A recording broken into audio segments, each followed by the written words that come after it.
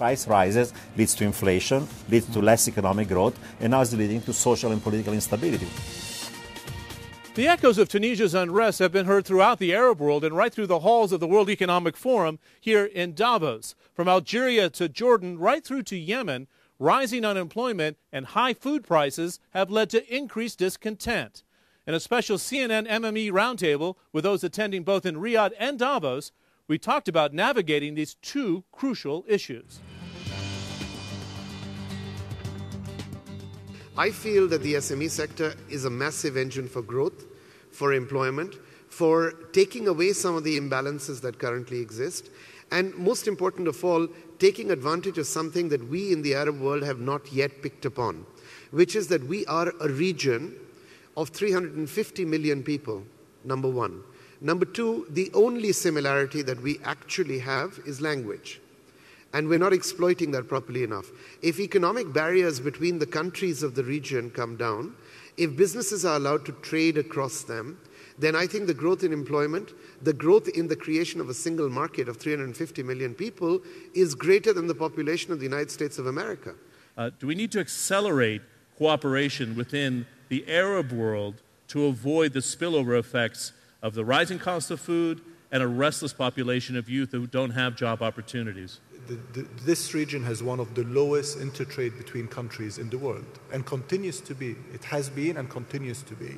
And I think the key thing is how you get labor and capital to migrate freely between them. Tunisia is a model reformer on the economic tools that it had. It did open up to textiles. It did open its farm sector. It's even opened up its tourism and technology sectors. But it didn't trickle down. And is that the challenge that we're talking about here? Everybody has potential to benefit from freer trade, freer investment, and it doesn't guarantee, though, that those benefits will trickle down immediately. And there are countless examples around the world where they don't trickle down quickly enough. Keeping inflation under control is the best protection for those at the lower end of the economic scale. Inflation harms those who are the most defenceless. And so I think the target must be to accelerate the trickle down, but equally it's not going to remove the fact that there will be a hard road when you do the reform process, whether it's a developed country or a less developed country. Arif, Egypt, the largest population in the Middle East, 80 million. They've been reforming for better than 5 years. We've seen per capita income come up, foreign direct investment come up. Do you feel it can remain a stable market for foreign direct investment? Egypt is undergoing this issue internally and externally, where people are more worried about the transition and succession than they are about the fundamental issues that affect the economy.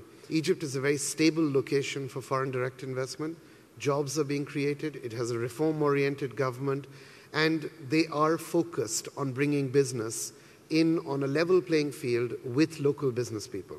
Having said that, Egypt's problems are also quite different. But at least I see in Egypt a government that is willing to engage with the private sector and work forward. Good. Helmut Schussler, I'd like to get your thoughts on if we can predict the next crisis. In the 1970s, late 1970s, all that capital flowing into Latin America, and it had ended in tears.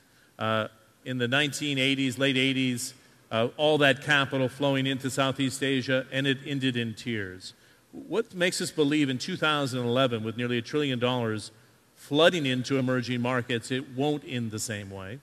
Well, I'm afraid nothing tells us that it will be any different.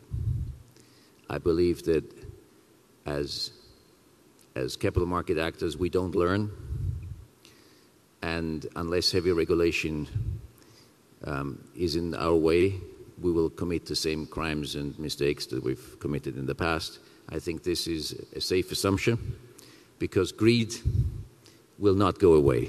And in the end, in the capital markets, we're all deal makers. We do deals when we can.